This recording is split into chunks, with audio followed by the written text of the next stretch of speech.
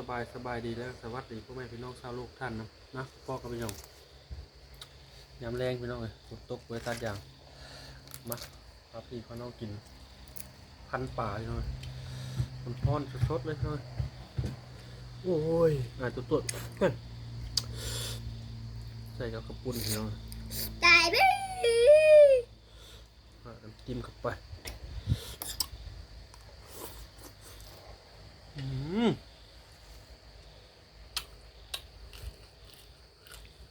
ยอด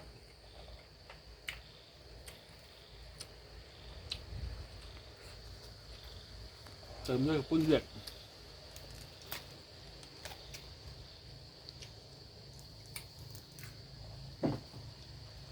พักมันก็มีหลายอย่างนะ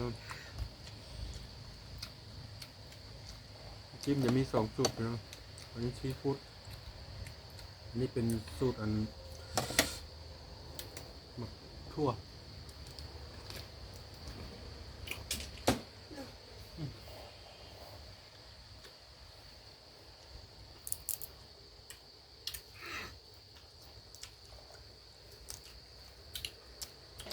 ตัวดินบ้านเขาแบบน้ำกระปุ้นพันกระปุ้น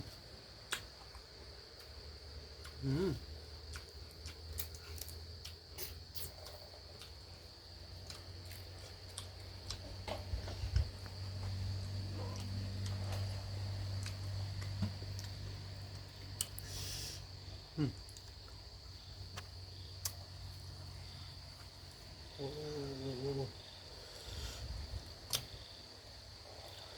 จิ้มลาดไปน้องเอ้ย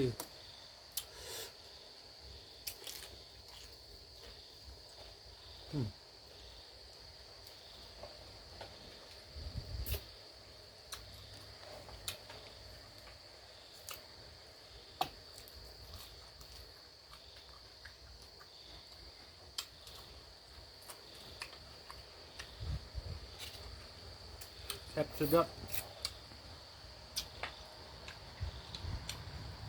มากินโดนแล้วนะพันฝาหนึ่ง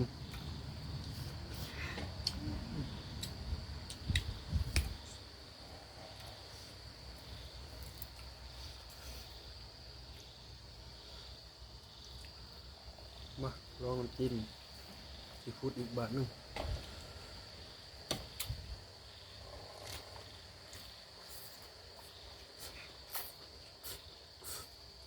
ห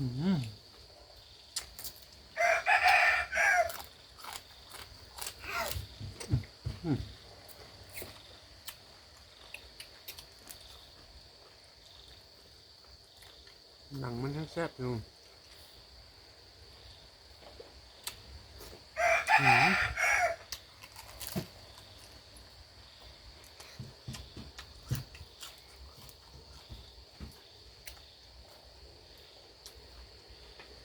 มาต้องกินไม่ถูกเป็นลูก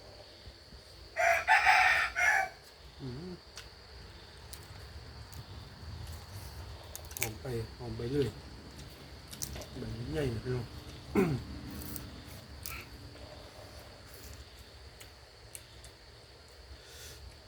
ปุ้นเข้าไปเนื้อปลาใส่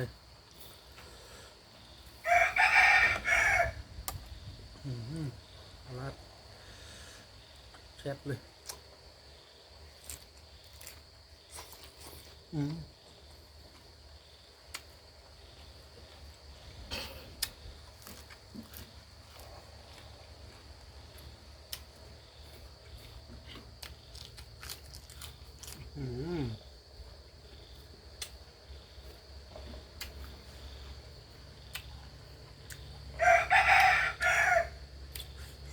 ครับ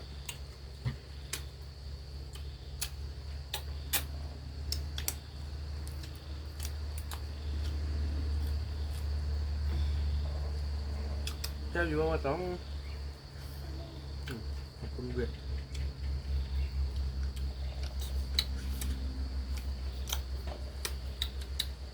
รวมป้อม